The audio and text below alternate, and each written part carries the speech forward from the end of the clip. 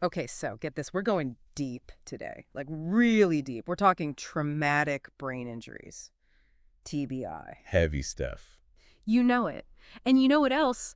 People don't always realize how much is going on beneath the surface. We're talking about the hidden impacts of TBI, the stuff you don't always catch on a brain scan. Right, because it's not always obvious from the outside. Exactly. It can be such a confusing injury, even for, well, I'm guessing even for medical professionals Oh, sometimes. absolutely. It can be a real head scratcher, even with all the technology we have. Which is why you're here, to help us unpack all of this. So we're diving into, like I said, the stuff you don't always see, the emotional and behavioral changes after TBI. And let me tell you, these changes are more common than people realize. It's true. And they can be pretty intense, right? I mean, we've got this research here, common behavioral changes, and it talks about some pretty wild mood swings. Yeah, TBI can really feel like an emotional roller coaster sometimes. So what's going on in the brain to cause that? What's short-circuiting? Well, think about it like this.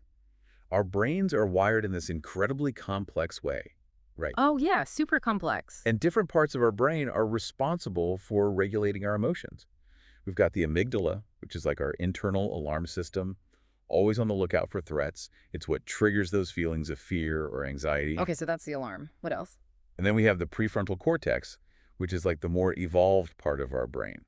It helps us think rationally, plan things out, and control those knee-jerk impulses. So if TBI messes with these areas even a little. Things can get messy, fast. Okay, so walk me through that.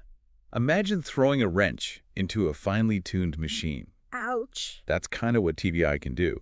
Suddenly, your amygdala might be going haywire, sending out false alarms left and right, or your prefrontal cortex might not be able to hit the brakes on those signals. Which could explain why someone might go from 0 to 60 emotionally, right? Like, 1 minute they're fine, the next they're furious. Exactly. And here's the crucial thing.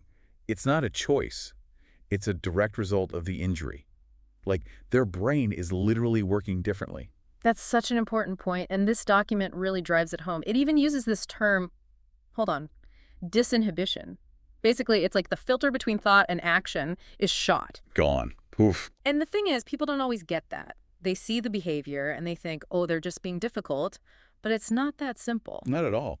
It's the TBI talking. Right. It's the TBI. It makes you wonder, like, how can you even tell the difference? How do you know if it's the TBI or if they're just having, a bad day? It's tough, that's for sure. There's no magic formula, unfortunately. So what do you do?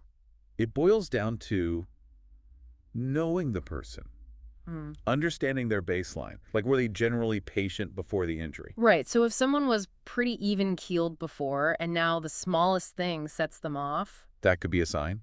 Or if their reactions seem really out of proportion to what's going on, like, I don't know, imagine flipping out over a lost TV remote. Yeah. Okay, that's a little extreme. Exactly. It's about recognizing those shifts in their usual patterns. And then, what, talking to them about it? Communication is key. But, and this is a big but, you got to approach those conversations with empathy. Buckets of it. Because it's easy to forget they might not even realize how their behavior has changed. Totally. Or how it's affecting the people around them. Mhm. Remember, their brain is literally working differently now.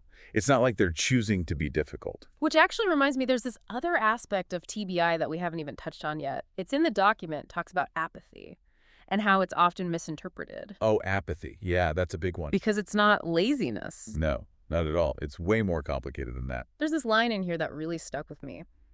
Apathy can be mistaken for laziness, but it is a direct result of the brain injury. And it all goes back to how TBI can mess with the brain's reward system. Those parts of our brains that get us excited about things, that motivate us to actually do stuff. So it's like their get up and go, got up and went. Precisely. It's not a matter of willpower. It's like their brain's struggling to generate that drive we usually take for granted. Wow. And then, as if that wasn't enough, sometimes you've got this lack of self-awareness on top of everything else. Right, because damage to certain parts of the brain can make it harder to, see yourself clearly. Like, you don't always pick up on those social cues that tell you how you're coming across to others. So they might not even realize they're being apathetic. Exactly. It's not necessarily denial. It's just their brain's not processing those signals the way it used to. So it's like their own internal mirror gets a little foggy. They're not getting that clear reflection back. A perfect way to put it. Yeah. And that's why, understanding the science behind all of this, it's so important because it shifts our perspective, right? Yeah. It's not about blame. It's about compassion. Totally. So, okay, big question then. What do you do if this is you or someone you love? Where do you even start? Well, first things first, remember, TBI recovery. It's a marathon, not a sprint. No quick fixes. Nope. And everyone's journey is going to be different. But there is hope. There's so much help out there. Like what? Give us the goods.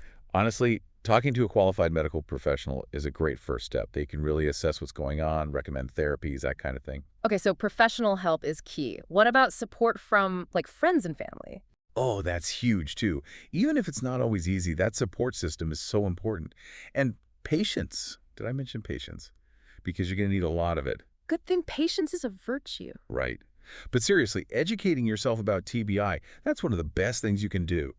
Understanding those invisible struggles makes a world of difference. It's like that saying, knowledge is power. Exactly. And don't forget to take care of yourself, too. Caregiving can be tough.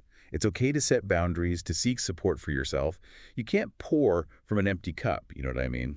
So true. And on that note, we've covered a ton today, but I think if there's one thing I want our listeners to take away from this whole deep dive, it's that TBI.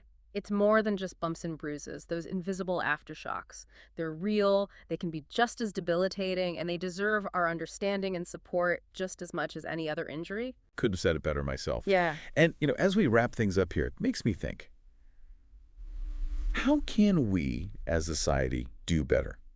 How can we create a world that's more inclusive and supportive for everyone living with the invisible wounds of TBI? It's a question we're thinking about, talking about. Yeah. Because these conversations, they need to happen. Absolutely. Understanding those invisible struggles. It's the first step to making sure everyone affected by TBI feels seen, heard, and supported. So keep those conversations going, folks. And until next time, thanks for diving in with us.